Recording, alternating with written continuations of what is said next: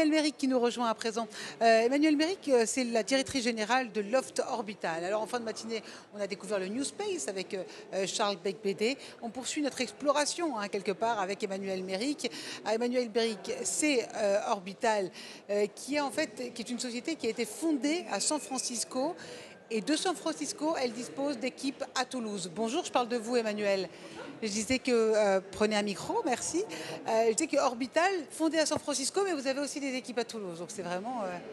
Oui, alors l'histoire de Loft, c'est une société qui a toujours eu un ADN très international. Des cofondateurs français qui ont choisi San Francisco pour créer leur société du spatial. Très vite, une filiale en France. Aujourd'hui, une société qui est franco-américaine dans son ADN, extrêmement international dans les personnes qui travaillent chez nous.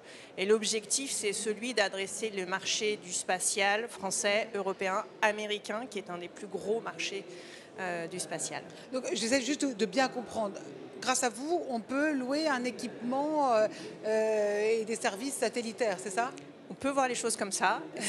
Parlez-moi à moi, je ne suis pas si experte. Donc, le modèle de Loft Orbital, c'est de faire voler sur nos satellites, soit du hardware, soit du software qui est fourni par les clients, par des clients qui ne connaissent pas grand-chose au spatial, mais qui ont ce besoin pour servir leurs clients derrière. Donc, typiquement, c'est faire voler une caméra optique, c'est faire voler une caméra thermique infrarouge qu'on va utiliser pour la détection des points chauds, détection des feux de forêt.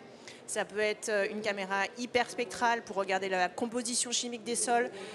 Donc ça, c'est toute une partie et l'idée, c'est de faire voler ça sur un même satellite. Donc on est dans un modèle de covoiturage, ride-share, qui est vraiment très unique dans l'industrie du spatial, où on ne va pas faire un satellite autour d'une charge utile, mais on va pouvoir embarquer plein de charges utiles autour d'un satellite et le client ne paie qu'à l'usage qu'il va faire de l'infrastructure. Et donc c'est évidemment... Pour les entreprises, c'est génial ça. Évidemment. Et ça, c'est votre priorité, justement, leur faire comprendre ça ?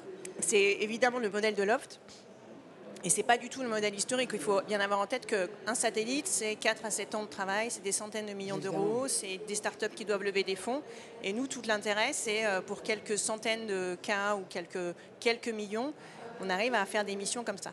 Et la deuxième chose sur laquelle nous, on croit beaucoup, c'est plus seulement de faire voler du hardware sur nos satellites, c'est de utiliser toutes les capacités qui sont déjà en orbite et d'aller faire déployer du logiciel, des applications, et notamment toute l'IA et l'essor de l'IA, ça offre un champ des possibles assez incroyable.